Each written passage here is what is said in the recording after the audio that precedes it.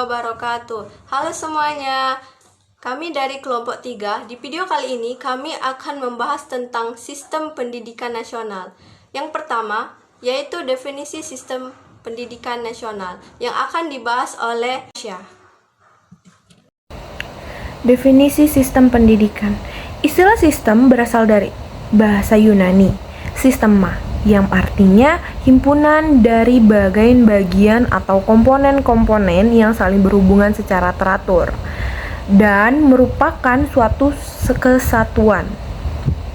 Pendidikan adalah usaha sadar dan terencana untuk mewujudkan suasana belajar dan proses pembelajaran agar peserta didik secara aktif mengembangkan potensi dirinya untuk memiliki kekuatan spiritual keagamaan, pengendalian diri, kepribadian, kecerdasan, akhlak mulia, serta keterampilan yang diperlukan dirinya, masyarakat, dan bangsa. Undang-Undang Sistem Pendidikan Nasional Nomor 20 Tahun 2003.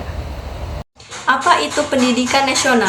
Menurut Sunaria, pendidikan nasional ialah sistem pendidikan yang berdiri berdasarkan landasan-landasan yang dijiwai oleh falsafah kehidupan bangsa yang tujuannya bersifat mengabdi terhadap keinginan serta cita-cita nasional suatu bangsa.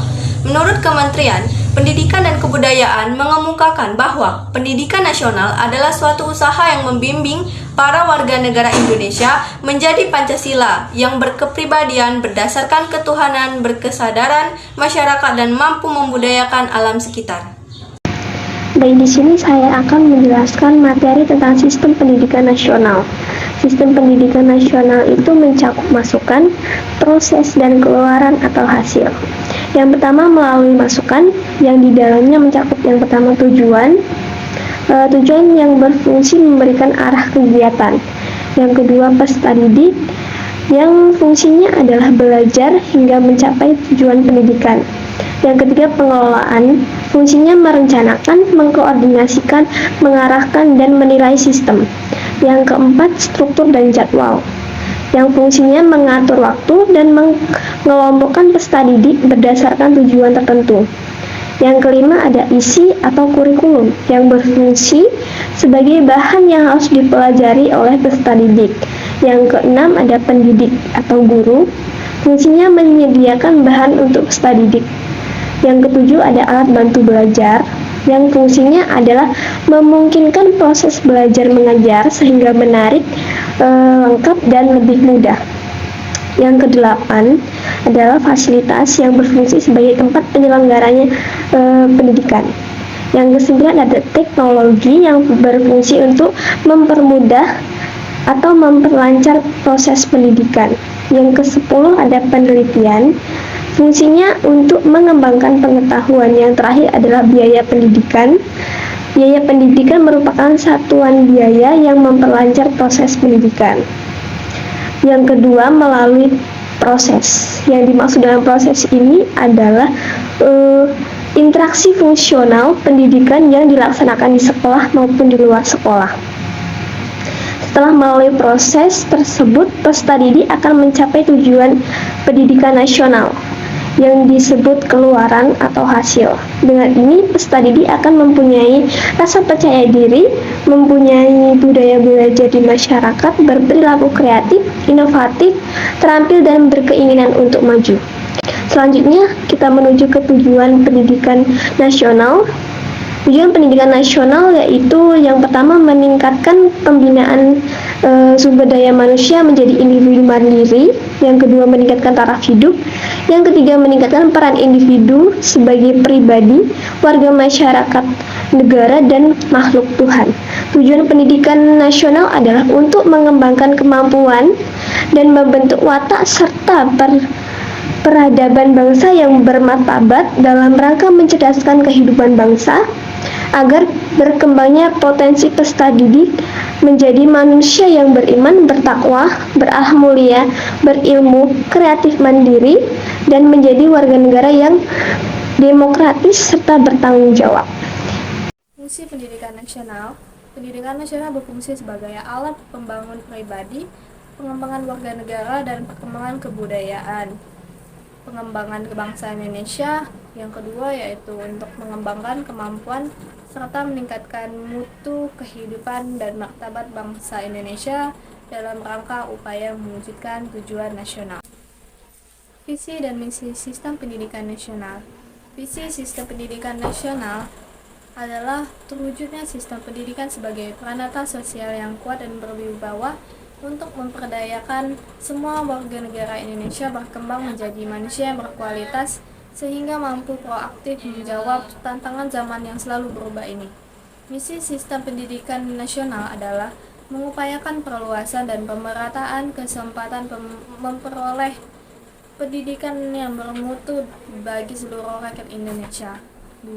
Membantu dan memfasilitasi pengembangan potensi anak bangsa secara utuh sejak dini sampai akhir hayat dalam rangka mewujudkan masyarakat belajar. Saya Anis Fali Fernanda akan menjelaskan mengenai komponen-komponen pendidikan. Nah, di dalam komponen-komponen pendidikan ini, yang pertama ada tujuan pendidikan, yang dimana tujuan pendidikan ini merupakan hasil dari peserta didik ketika dia menempuh pendidikan, ketika dia menjalani pendidikan tersebut. Kemudian peserta didik. Nah, peserta didik ini adalah pelaku atau orang yang sedang menjalani pendidikan tersebut, atau biasanya kita itu menyebutnya dengan siswa ya. Yang ketiga ada orang tua, yang dimana orang tua ini sebagai guru pertama ya, guru pertama yang ada di lingkungan keluarga utamanya. Kemudian ada guru atau pendidik. Nah, guru ini sebagai pendidik, artinya guru itu menanamkan nilai-nilai hal yang positif pada siswanya dan bertanggung jawab atas siswanya. Kemudian ada pemimpin masyarakat dan keagamaan. Nah, biasanya dalam lingkungan itu pemimpin masyarakat dan keagamaan ini akan membuat kegiatan yang di dalam hal-hal keagamaan atau nilai-nilai agama. Yang keenam ada interaksi edukatif peserta didik dan pendidik. Nah, dalam proses pendidikan itu dapat berlangsung apabila ada interaksi antara si peserta didik dan pendidik. Nah, kemudian ada isi pendidikan. Nah, biasanya isi pendidikan ini berkaitan dengan apa tujuan pendidikan tadi, atau biasanya kita sebut dengan kurikulumnya. Kemudian ada lingkungan pendidikan. Lingkungan pendidikan ini meliputi semua segi kehidupan dan kebudayaan.